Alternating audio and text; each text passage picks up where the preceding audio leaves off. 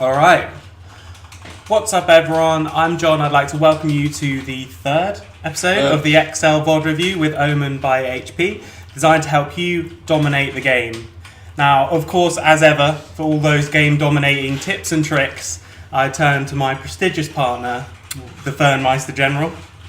Those intros are going to get more weird as they go. They're going to get weirder and weirder as they go. Yeah. Right, so for anyone who hasn't seen this series before, what we're going to do is break down a game from the ESL Premiership, and we're going to talk about the macro play, we're going to talk about the champ selection, we're going to talk about how the teams use the comp.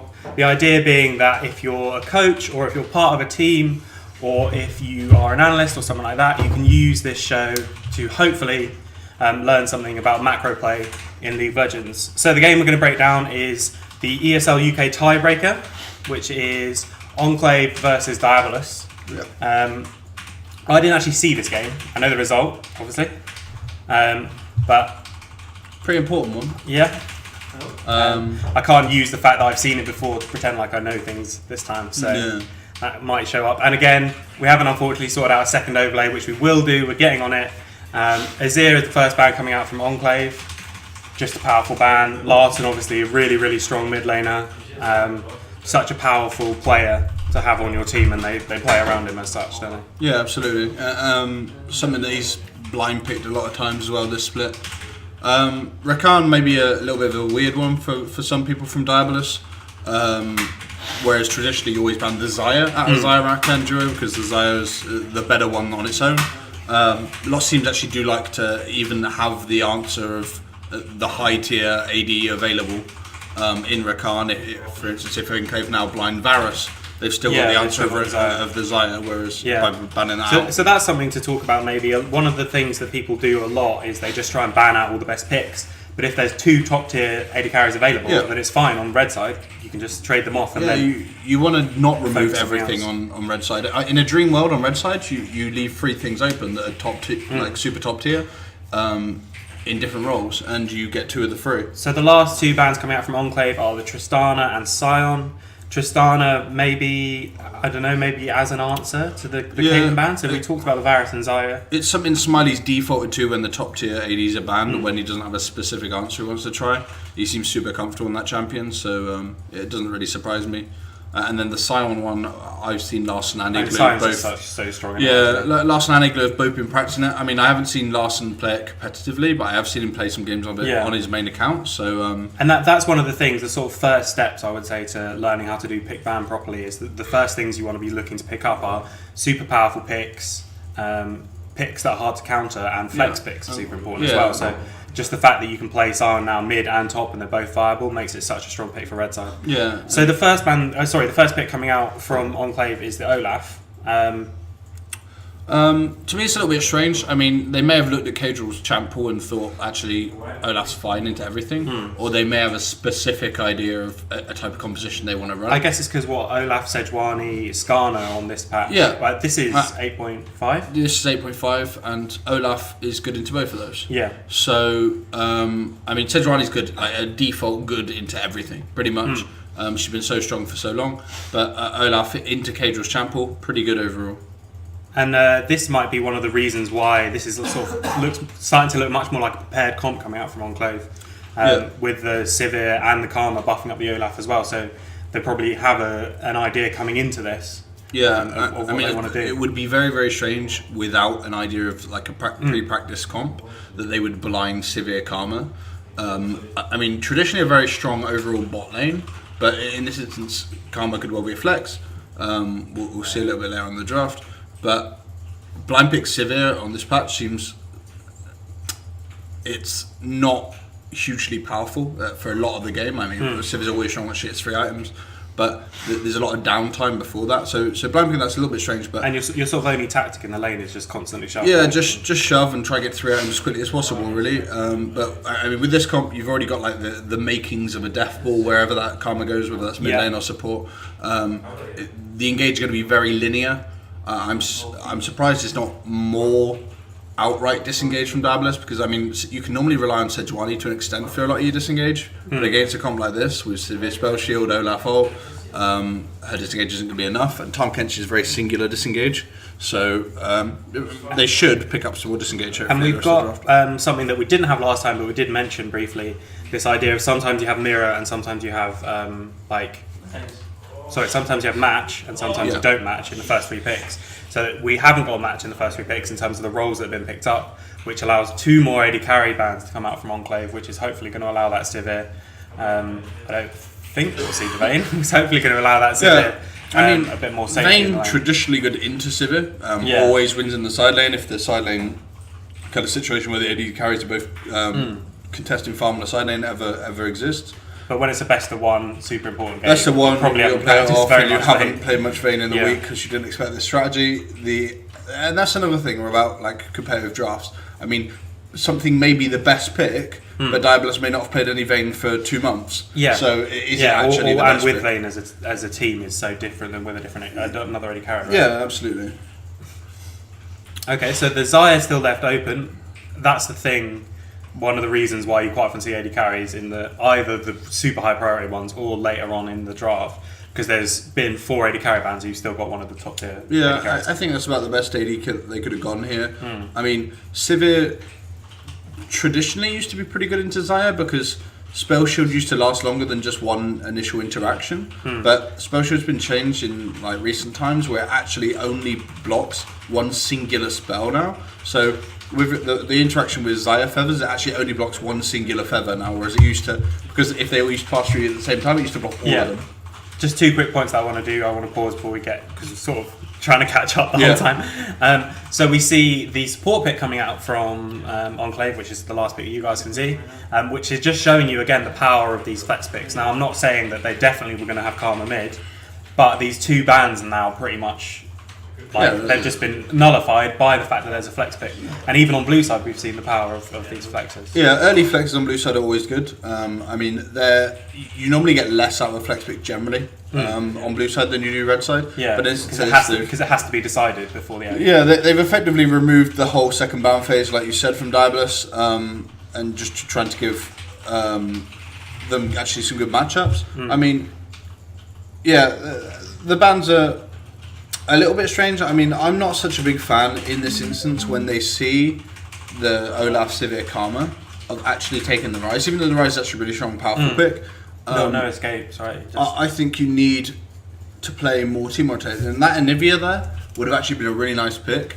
Yeah. Knowing that he's got 2 mid lane bans to force the Karma into mid lane, and okay, maybe you lose in pressure in the early game, but you actually have a tool to disengage this very linear engagey comp with the Anivia wall. Sure thing. And then the next thing to point out is the one pick you guys can't see is the blind pick Urgot.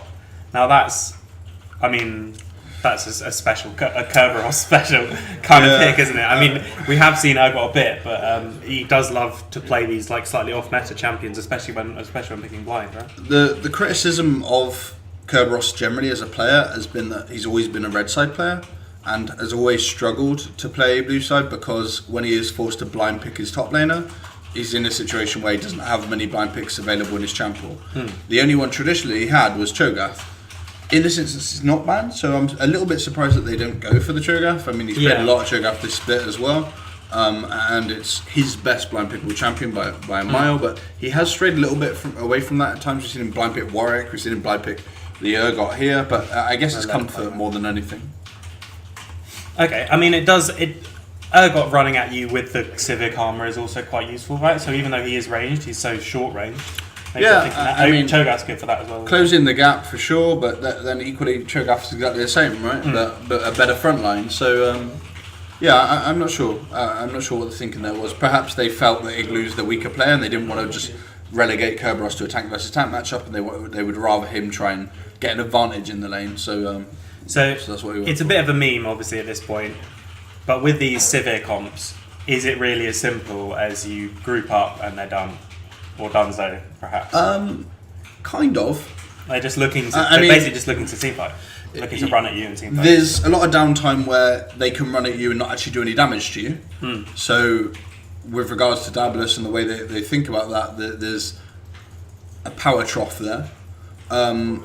Zaya does spike at the same time as Sivir with regards to 3 items, but the damage she does, the ramping up period, isn't so steep. Yeah. She actually still does a lot more damage on Essence Reaver, or a lot more damage on 2 items than the Sivir does. Whereas the Sivir needs to get the ricochet crit through the whole team, and to do that she needs the It's like IE, in the Essence perfect Reaver, situation, Sivir does more damage than any yeah. AD carry. I mean, but if you're your whole just team's you're lined not up in and the you get perfect that, you don't often get that. And Yeah. being a 500 range AD carry, it's sometimes quite difficult. But she's got a lot of tools here to facilitate her ability to just free hit forever. Okay, and then we So, take it from the diabolus side then. Last pick, Shen, I really like personally, because even though it's not specifically a pick comp, these death ball comps generally just get onto one person, and any extra shielding you can give them, you've got the Tarm Kent to try and save them, you've got the Shen to try and save them, that kind of stuff, that's got to be useful. Yeah, for and that game, right? I mean, Shen in compositions where the enemy team's damage in the mid to late game is primarily auto attack based. The Shroud does so much team fight work, and where Shen's not necessarily such a good team fighter as other tanks traditionally. Does it block the Urgot passive? Or dodge the Urgot passive, whatever the thing is called? I'm not certain. Okay, I mean, I haven't seen much Urgot We're actually. just trying to find the end of the generally pause. lately. That's fine. We'll just skip the first couple of minutes. I assume we just saw a fan, as we've been seeing a lot. Yeah, Teams don't want to risk, especially in this situation. If an invade goes wrong, then the game could even be out of your control. Yeah, and just go back to the Shen side. I mean, a lot of the late game threat is going to be, well, I mean, Olaf's not such a threat late game, but he will still be a threat onto Zaya if he gets on top of her. And with this comp, he should be able to get on top of her. And that's again where Shen can protect, obviously with the ult, and then with the Shroud, and the same with the Sivir, like block a lot of those ricochet crits that hit in your backline. Okay, so the Karma is pretty good at shoving, right? The Urgot can shove in the Shen, and Botling can shove in. Are they going to want to play these like full pressure, try and get Olaf to fight the Sejuani? Because Olaf is so strong in these early games. That's what they should be doing. They should be getting as much lane pressure as possible. You'll see the Karma shove, as we are seeing. Rise's AoE damage on 8.5 got significantly nerfed. Especially early on. It's about 40% less damage AoE wise, but more damage on the initial target that you E. So in trades with Karma should be a little bit more favourable, but in the shove pressure of the lane, which is more important in competitive play, you're going to see Karma be able to shove in quite freely in the early game, having access to ult at level 1 effectively. Okay, cool. So what then do you do? I mean, obviously this is one of those situations where jungling in competitive can be so tricky, and you can have these people who look great in solo queue just look like nothing in competitive, because you're going to see, as you're seeing here, just 2 people invade you rather than 1. And like, what does Cadril do in this situation? Because obviously we've seen Cadril make a big impact on the way Diabolus have played in LCS, really strong jungler.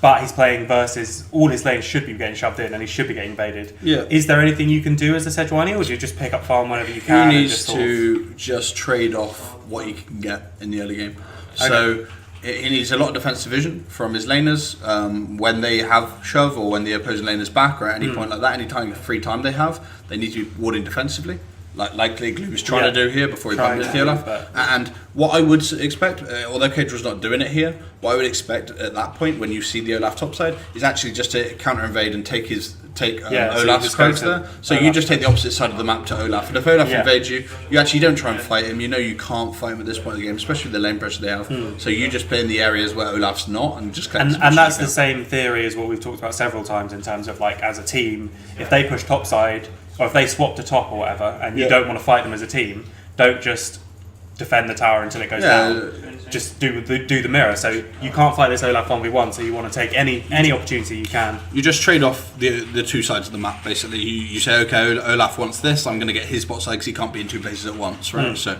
that's how we're actually going to play that out. A lot of defensive vision from the laners is required, though. Pinks on everyone after first back. You're seeing it from Igloo right now. He's got his first pink there. I assume Larson didn't have enough money for a pink on the back there, so yeah, there are defensive pinks now in the bot side river. Igloo will put one top side soon, and at least give Sejuani the information. That's all she's kind of living on right now in the early game, is just the information of where Olaf is, so she doesn't spend too much time bumping into him and wasting her time. And this is also the power of that Karma pick in the mid lane, especially versus a team like Diabolus, is that it's so good at just sort of nullifying who you're playing against, right? Yeah, it's very oppressive. I mean, it doesn't have... It's pretty hard to kill Karma.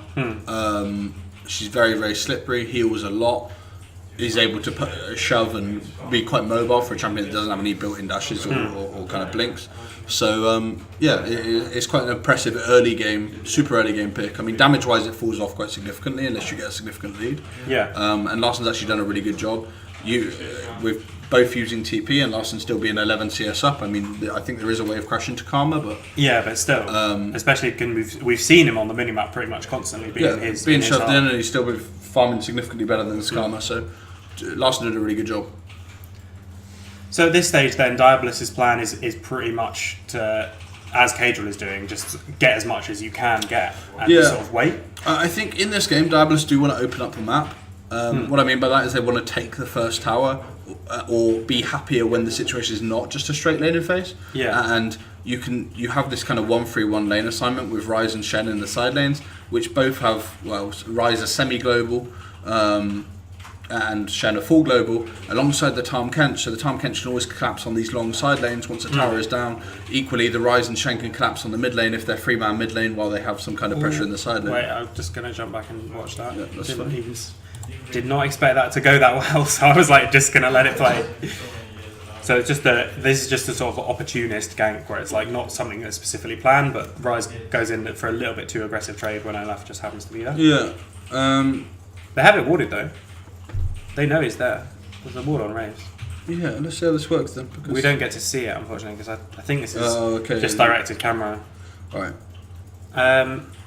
He didn't. Yeah. Just a little bit too greedy with the flash. He greedy with his flash. He needed to flash the tether there by the Karma and actually break that so that the Olaf couldn't land full combo. And it's just the Predator Olaf damage early on is like... Olaf it's always higher than everyone expects. Yeah, so much huge early base damages on his Q, and then the true damage of E. It's so much, and it's consistent damage as well. It's not like he just hits you with one axe and then there's no threat on you. If he picks that axe back up, it's off cooldown again. So once you get hit by one axe, it's almost a death sentence in the early game if you haven't got a kind of dash or a blink. Two things to talk about in the bot lane quickly. Firstly, we're seeing Frappy with the... just in case something happens. Yep. First, we're seeing Frappy with the fleet footwork rather than the spell book. Yeah. So pushing a lot less than you'd normally expect, but a bit safer, which is how we've managed to see Xayah stay further up, because normally you see the severe push, back TP, and then just you should just be on the tower for the rest of the game.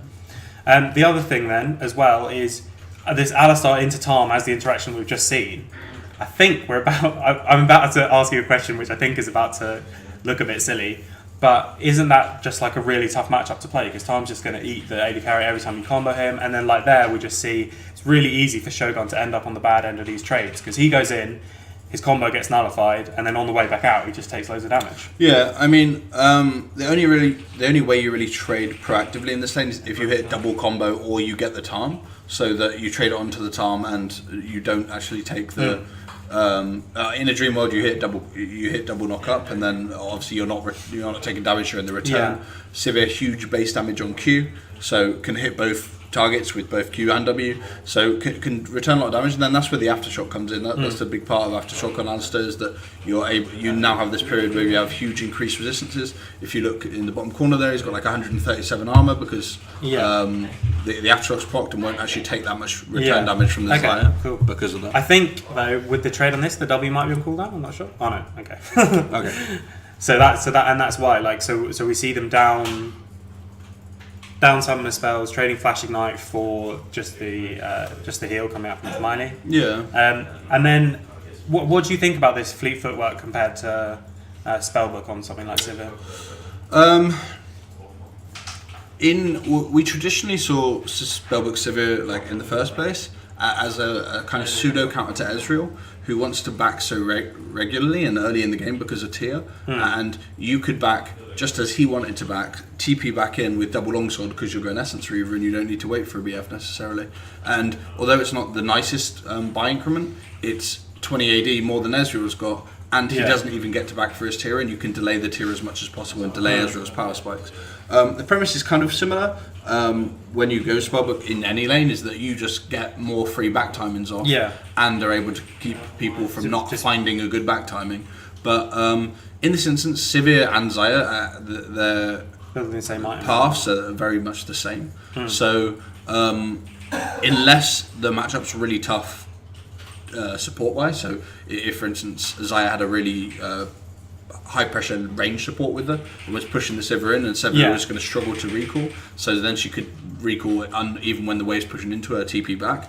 I think Fleet Footwork just makes more sense for the team fight benefits and even the laning sustain. Okay, cool. So we've seen Enclave with a slight lead from all this this early shoving pretty much in the first blood. Yeah. Is the plan just to keep going the same? I mean, this is one of those games where these 3 pushing lanes, if you're playing them correctly, the game can seem like it's fairly close. But if you're getting damage on every single tower, then it's like suddenly breaks open. And you start slowly denying minions because people are missing them to tower. Like this Karma's caught up, for instance. And I mean, it will... In games where there's 3 pushing lanes and you have the higher pressure jungler, when played well, it instantly goes from you're 500-600 gold ahead in the lane to, we're 3,000 gold ahead, we've just taken all 3 towers. So you mentioned that diabolus, like they're okay with getting out of the lane phase fairly early, but surely they don't want to be in a situation like that where you just suddenly fall behind this massive amount.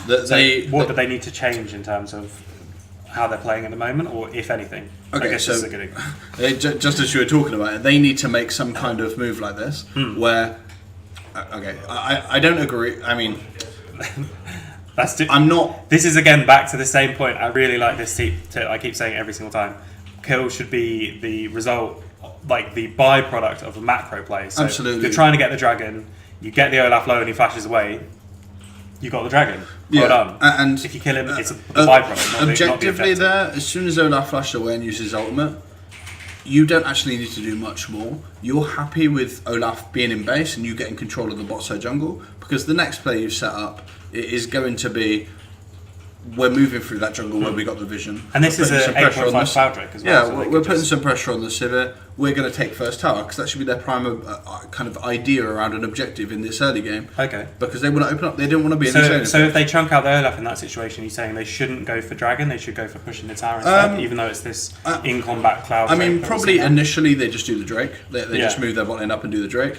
But for the next kind of minute, 2 minutes or so, the premise behind Diabolus' play should be trying to create a situation where they can open up the map via probably bot lane. I mean, there's probably not a huge amount that Sivir Alistair can do to stop the kind of 4-man if Ryze ults in on his next ult alongside the Sejuani, or there's a Shen TP / ultimate comes down to bot side on the next time it's up. So okay, that would have been a good answer. And even if you're trading off towers in that situation, even if Urgot takes the top tower with return for your bot tower, I think for Diabolus, the situation they're in from the draft phase, it's actually fine for them, because they do want these long side lanes. Yeah, and I mean, even though they chunked out and got the flash from the Olaf, because they traded 2 flashes and 3 ults for it, it turns out that actually it's beneficial Enclave got the objective. So I mean, yes, Sejuani got 2 or 3 deep wards into the bot side jungle. Is she going to be able to do anything with them? No, because if she meets Olaf without her flash,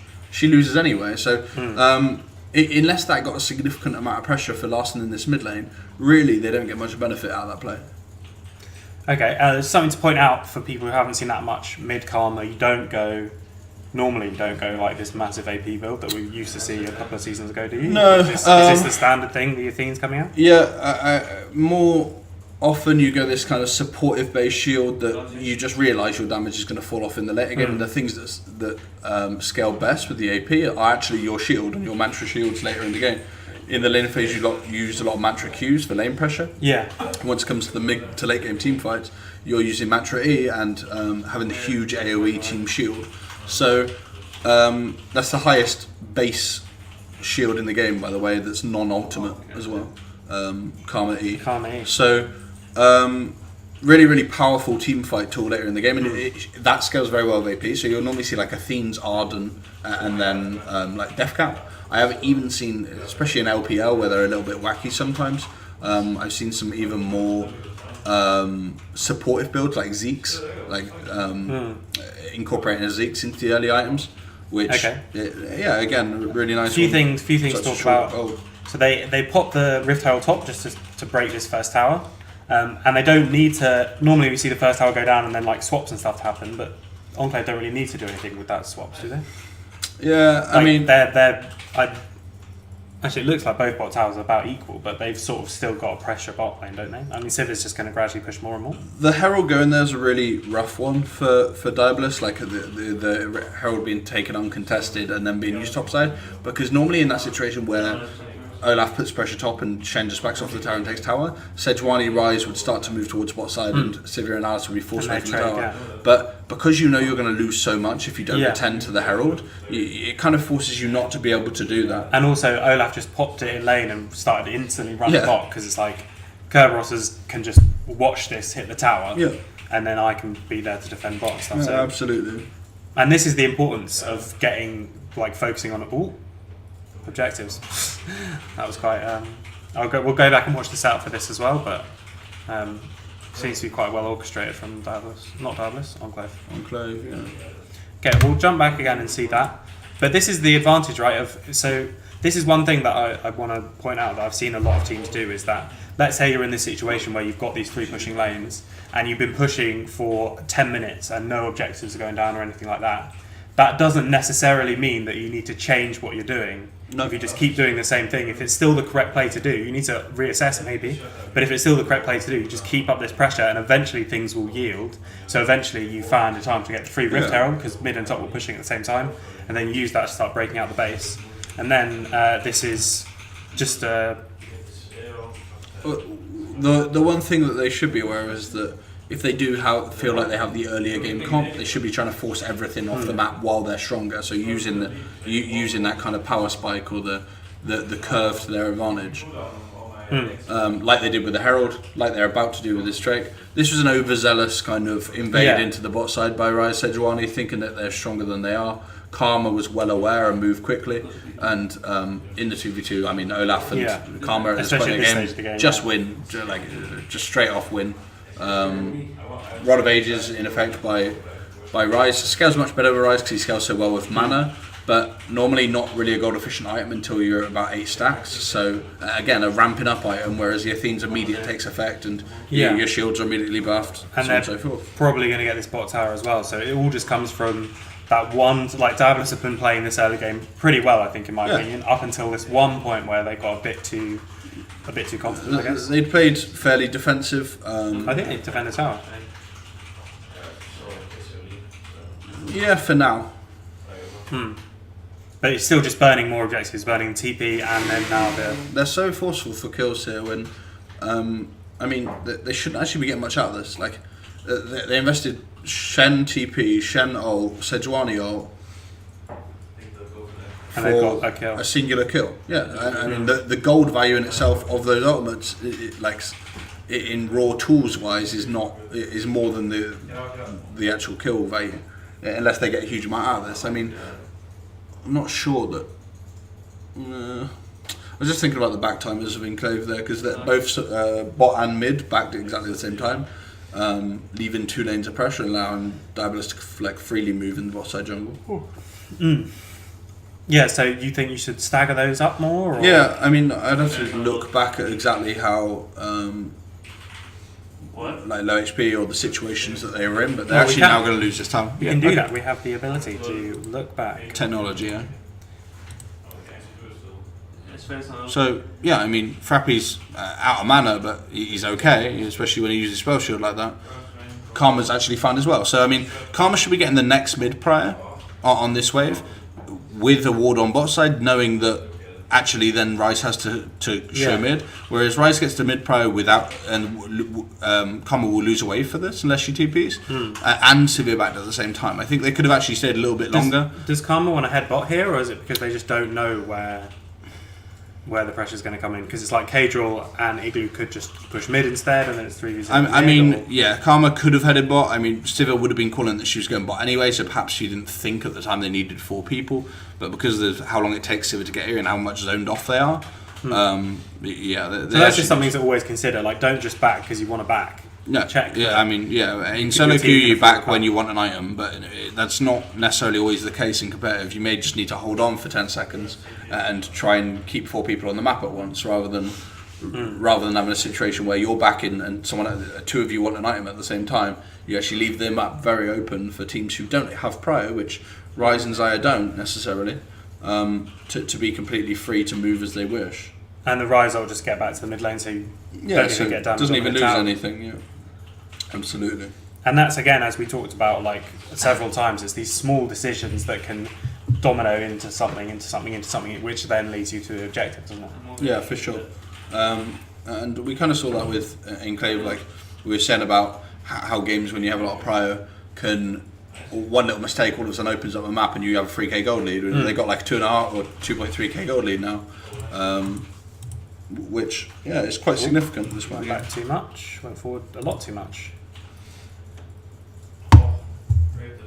Okay, so Enclave then, they still haven't actually got the bot tower, but they're still looking to just try and make proactive plays. So this is just a sort of opportunistic play, I guess. It's just like, let's group as 5 in mid, while we have pressure in the side lanes. Got right in the top tower.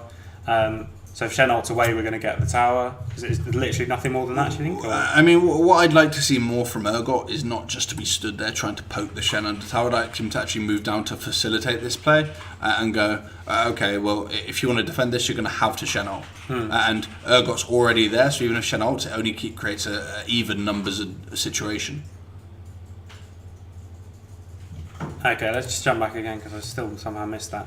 So they go for Enclave go for the tower. Yeah. Diabolus respond as quickly as they can. They lose the tower still. Effectively, this is a 4v4 dive. Yeah. As opposed to Urgot should already be here. So you get the prior by pushing up to the tower and then you roam with it rather than just being. As you say, you're setting up this play. Urgot goes, okay, I've pushed Shen in. He's going to be late on this play if he wants to walk here. He's going to have to ult or TP if he wants to join me on time, or he's losing waves top lane.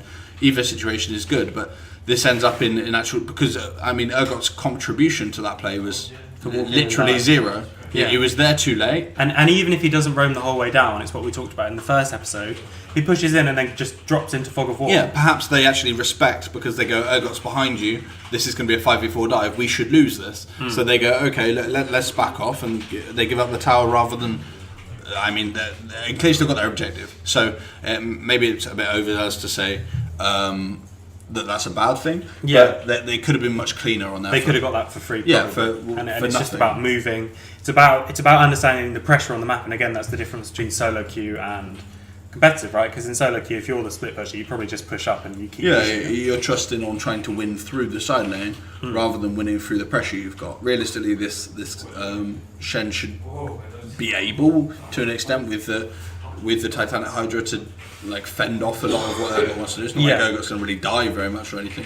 So Urgot needs to find a different way of using his pressure to benefit his team. Okay, and now the towers are starting to go down. Are we going to get to the point where we just see the Death Ball comp or Severe comp, whatever you want to call it? They just want to group up and run at someone, right? Yeah. In an ideal world, yes. If you're Diabolus, you want to play on the side lanes. You want to play for the Rise versus the Karma in the side lane. So the Karma's now no longer part of this 5-man Death Ball. You want to play for Shen against the Urgot in the side lane. I mean, I'm not sure if Shen actually ever wins that, but you can always add to the mid lane situation much easier than the Urgot can. Yeah. Because Urgot either has to walk from there or he has to TP, whereas Shen can doesn't even need to move his lane to be able to get to there. So they're the kind of things to consider. I think a lot of this game is on Rise though, to do his job with regards to making enough pressure on the side lane. And so this lane assignment for me now, a little bit confusing. I think it should be Rise pressuring in the side lane and Xayah Tom taking mid lane, and then if they try to make a proactive play, if Enclave try to make a proactive play on the Rise, then you've got Tom ult as safety, you've got Shen ult as safety. It's not like they can even do anything to this Rise. This Rise should be free in the side lane to do whatever he wants. Equally, both teams' lane assignments suggest to me that that Drake wasn't actually something they wanted to play for, but it was a mountain, so a little bit strange.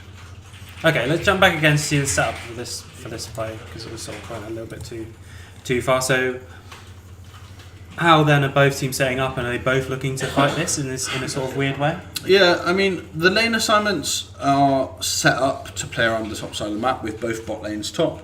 It looks like they haven't considered or even worried about this Drake too much. It doesn't look like anyone necessarily wants this Drake very much with the way they've set up. So I think it's just, I think at an amateur level, as soon as Baron spawns, everybody's like, Baron's up, let's just move around Baron all the time and ignore the rest of the map. But actually, as long as you have an element of control and you set like enough control of your vision, you can actually play to different areas of the map while Baron's still up without losing anything. And, Okay. like I said, I do think the diabolus lane assignment, with the way the comp is, should probably be their mid lane, their bot lane mid, and Larson on the rise in the side lane. And being able to trying to force down mid lane with the Zaya and the safety of Tom Kench, rather than the rise. And this is just both teams think they can fight. Is that what's going on here? Yeah, I mean, I think you don't normally see fights over. It's almost nothing, right? They both know each other are here and they're still going to fight. What happens here is that Shen is collecting a wave, so Urgot's always going to TP first. Urgot gets the initial TP on, and they are able to go aggressive. And they didn't respect that Shen was collecting a wave there, and he was just quicker, basically. Yeah. So I mean, Shen did ult on the Sejuani, but she just dies too quick. Shen's shield did get nerfed, so that so that Shen's contribution should be more about him actually joining the fight than just an initial shield with the ult, because that's not really what the ult's for. Now we're seeing the death ball. This is where the team can get really like rough.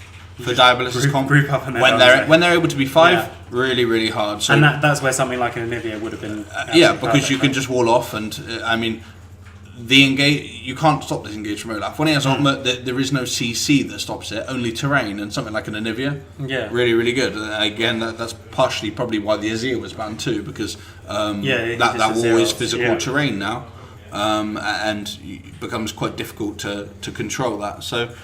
Let's see. The first fight there was just to do with the fact that there wasn't enough communication coming out from the top lane, because Enclave, they both knew each other were there, but Enclave were like, we can TP first, we've got Prio on what was bot lane there, even though it was the sort of top laners, and then after that it's just the comp. They have to check, and they will get run down anyway. I think Enclave realised that.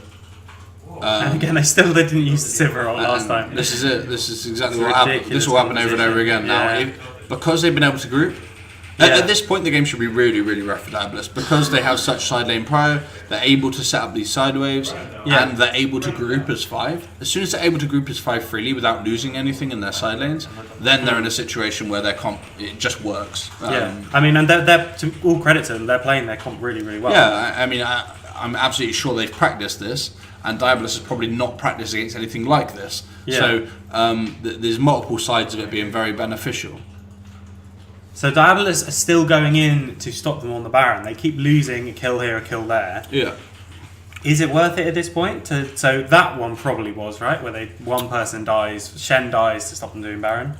The 2 in mid. Like, at what point is it like, this is getting a bit silly? Because we've sacrificed one person to stop them do Baron. Well done, and then they go back to Baron, and then we sacrifice one more person to stop them doing Baron. Is there a point this where comp's really hard? Like, there's sometimes where you can move up to them on Nash as a 4-man while the Shen's split pushing in the bot lane, for instance, and actually know that if they peel off Nash, you're safe still. But pretty much from that first pick, it's always been a 4v5 on the map. This is a really... Someone dies before the other person's respawned, and then that person dies. I mean, some compositions are quite easy to step up to with regards to, like, you can see them doing Nash, you step up to it to check even, and you still know you're safe. This one isn't one of those. Like, they just literally press their ultimates, or whatever. They've got so many tools: Predator, Righteous Glory, Olaf ultimate, Sivir ultimate, Karma, Mantra E. Like, there's no point in the game where all of those are down.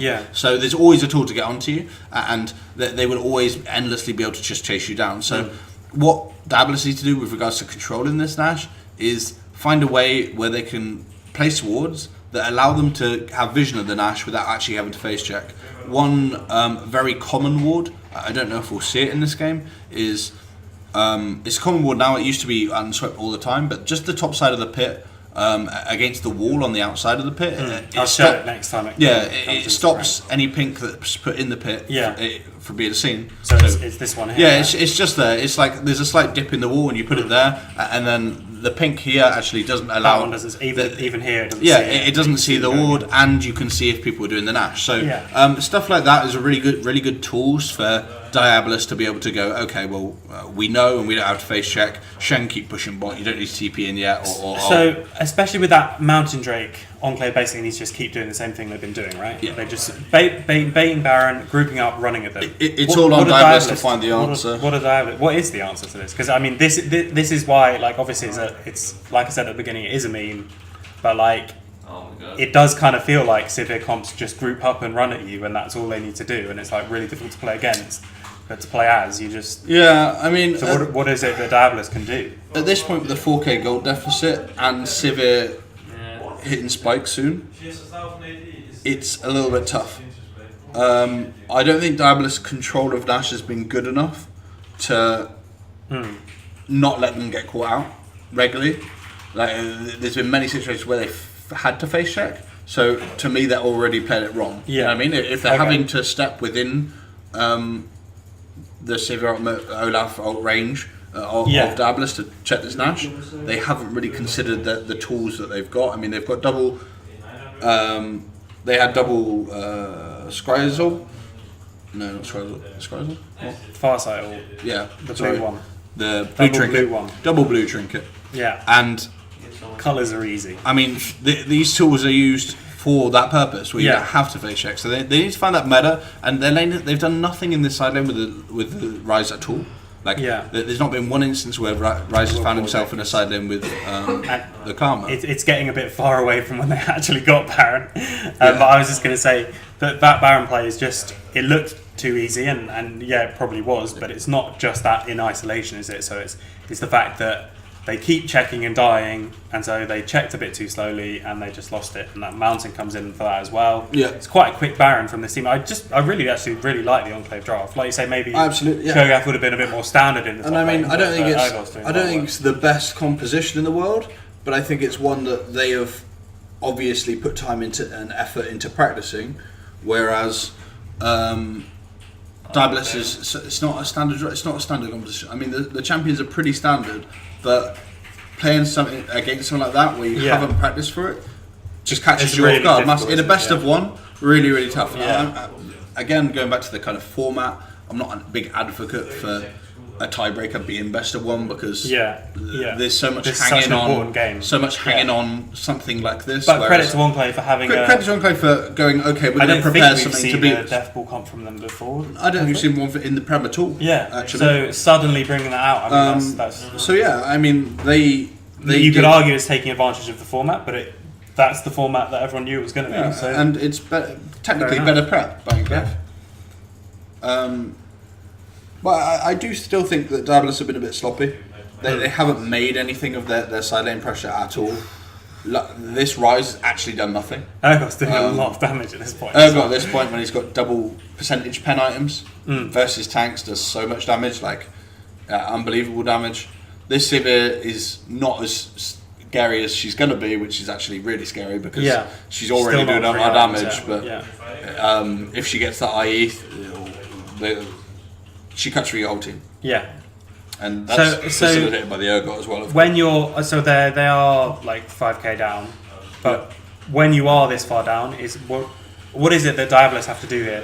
So obviously they need to, as with all times when you're down, they need to sort of stop, calm down a bit. I always would advocate something like this, where it's quite easy when you're falling behind to just fall faster and faster behind, and no one said, right, stop, what are we doing? Yeah. But what are they going to do? Because it's not a particularly easy question to answer. They do have triple global in the Ryze ult, which has now got level 2 points in Ryze ult, 2 points in the Time Kench ult, 2 points in the Shen ult. So they can all of a sudden be 3-man on your lane, which is always scary to deal with, especially if you're ever alone, like Kerberos is here.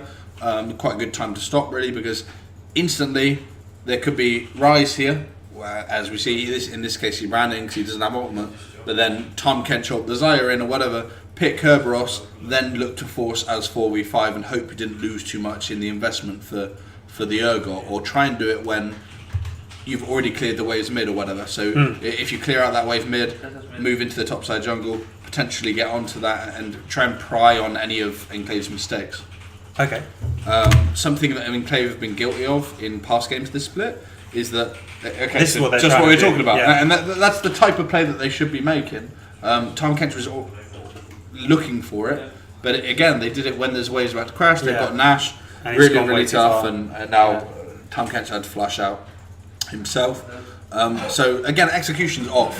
But what Enclave have been guilty of in the past, and it looks like they fixed it here a bit, but when Kerberos has been on these kind of side lane, split pushy based champs, is that when he's been caught, or he's been caught out of situation, they did it once against XL, and then they did it once against Diabolus, I remember in the league's kind of stage.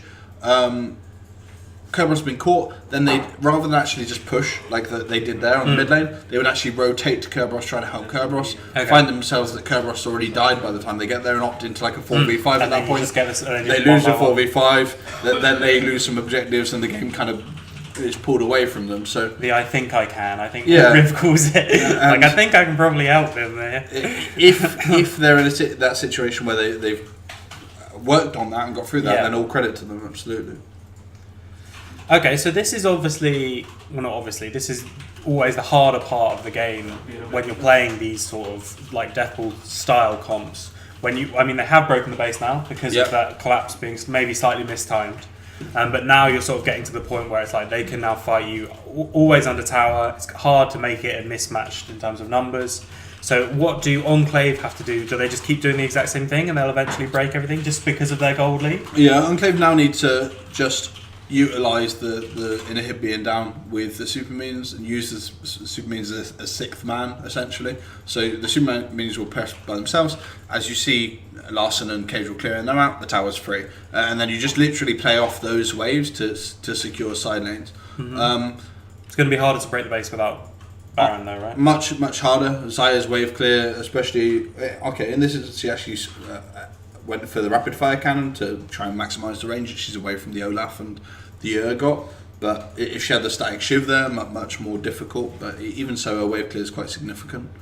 Normally, I'd advocate Urgot pressuring in lanes on the top side, but like we said about Diabolus, the only real way they win this is finding someone on their own caught out with the globals. So actually, right now, what they're doing is fine. Actually grouping up. Anyone who doesn't know, I think I spoke about this on our last VoD review, but minions, when crashing neutrally or whatever, at this point in the game, when you have a level advantage, your minions do more damage based on tower XP. advantage as well, isn't it? Makes a difference. Possibly. I'm not certain. Average level and tower. I mean, I know it's level of experience, like average experience level. So, but either way, you can just click on your minions. You see the percentage damage they do more than the other minions, and as you can see in the top wave, like this wave was pushed away from Diabolus, and it's now a huge wave stacking against them. So I mean, even if Enclave don't do anything here, even if they just sit and wait, in the end they will win because the super minion is about to crash mid. There's going to be a huge stacked wave that's crashing in top lane by the time they do that, and they're going to be in a situation where they're winning all round. But they just, I mean, if we just jump back, they're just quite good, quite decisive in terms of how forceful they were. So the early push, we saw them get like about half the tower when people having to deal, like last one was having to deal with the super minions in mid lane. And then this time they just threatened the Deathball comp in terms of just pop the Sylvia ult and just run at the tower. Yeah. And it's such a threatening, especially when you've been caught out by it several times, it's such a threatening ultimate to use that everyone just backs away, right? Yeah, so literally it's just should they not back away there, or are they just going to... At super high level, I think they're fighting here where they would have fought under a tower, wouldn't they? Or not? Yeah, I mean, kind of. Equally, in these like very close team fight scenarios, people make oversteps where they think they can get on someone and they don't. So here, for instance, like the Alistair and the Olaf went really far forward, Smiley's free here, and they separated the back line from the front line, and as a result, get a little bit of a benefited fight here from that. But little key things make huge differences in instances like this. So the fact that the way I'm looking at it, I saw Karma use Mantra Q before they pressed up, meaning that Karma doesn't have Mantra. I mean, it's only like a 20-second cooldown or whatever. Yeah, but there is a 20-second window where they won't have this Mantra E shield now when they dive. So stuff like that. Equally alongside summoners as well.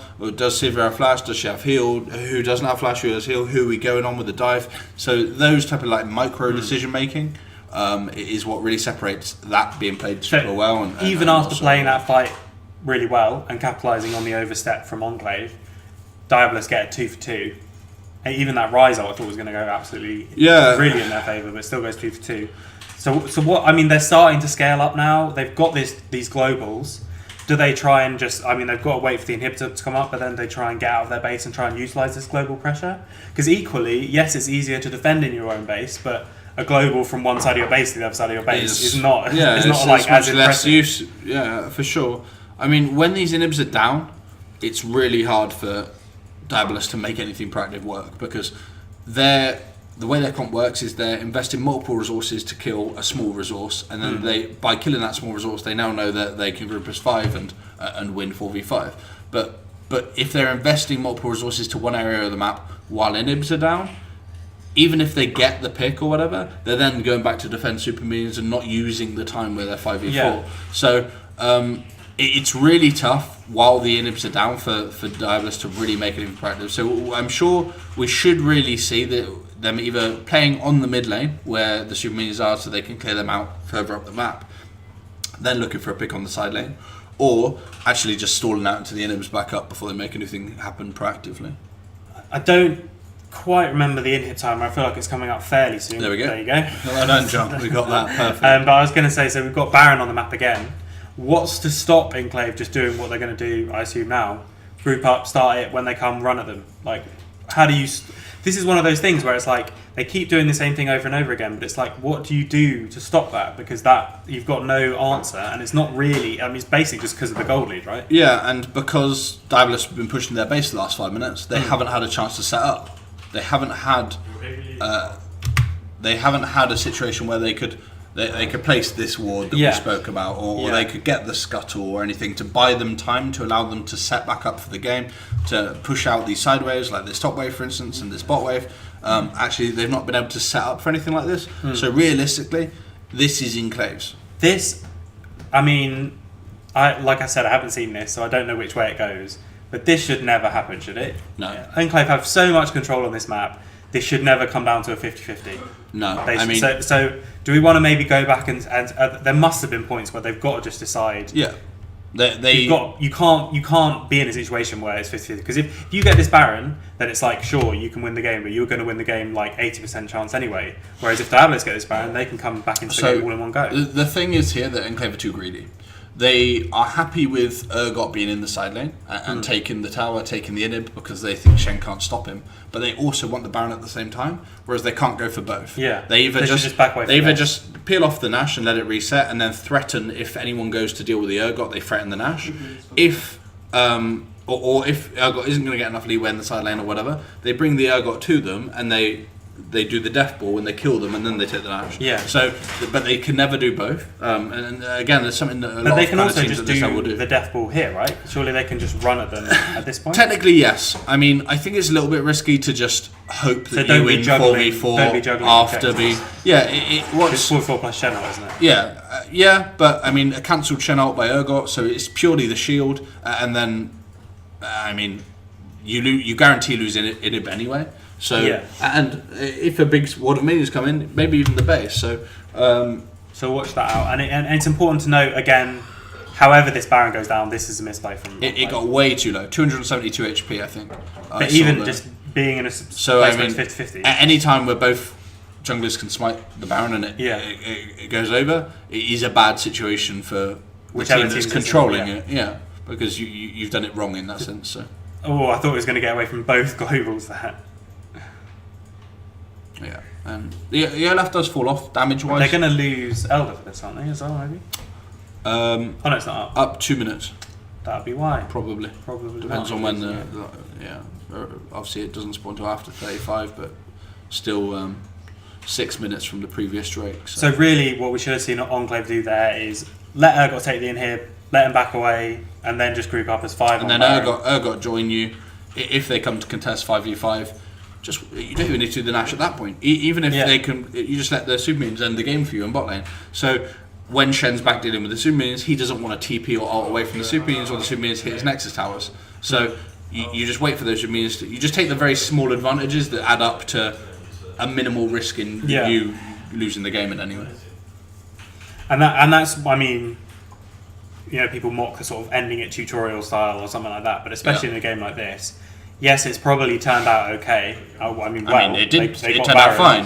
But you shouldn't 50-50 a Baron. But why give Diabolus a chance to win the game when you're in such a and that's position? the risk reward thing we talked about before, right? If let's say the teams are really even and Diabolus have a better late game comp, then maybe that somehow becomes like a viable thing to do. But when you're going to win the game, let's say 80% anyway, that risk is just absolutely not worth it. Yeah, for sure.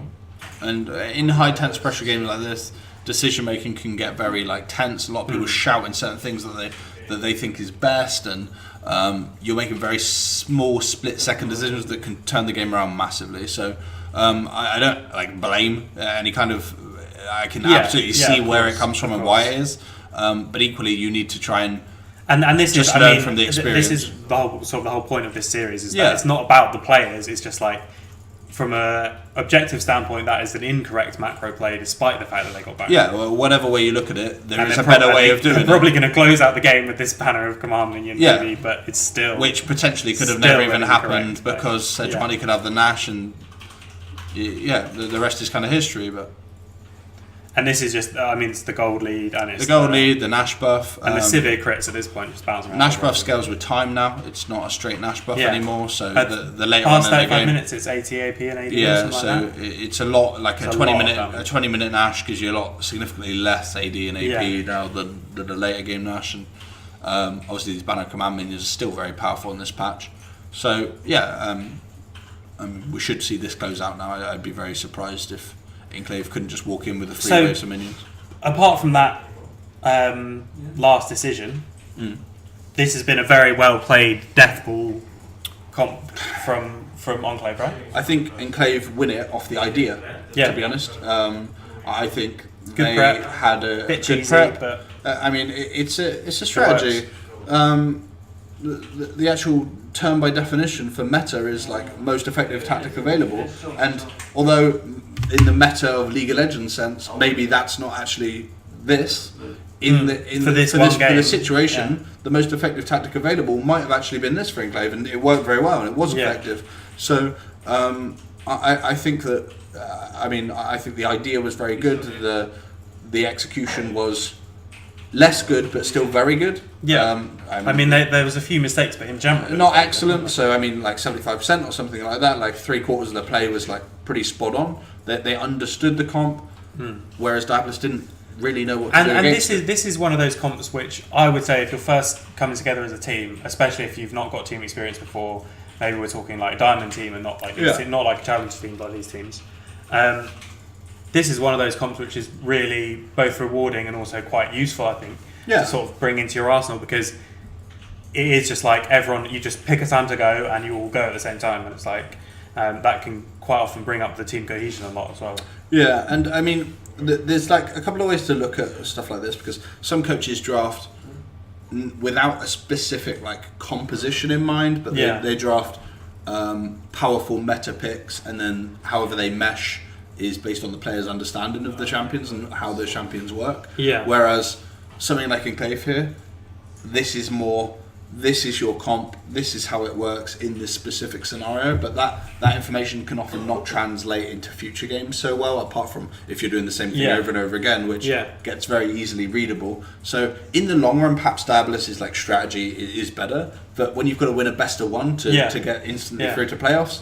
But it's also still useful, because the next time they pick Olaf, you've got to think, what do we do if they do just suddenly pick these severe karma, death? Any kind of comp that's this is always most effective in the first time of usage, because for instance, if I'm playing Enclave next, I now know that this is a potential for them, and we understand potentially what kind of way of working against that. Whereas Diabolus wouldn't have even considered it coming into the draft, quite possibly.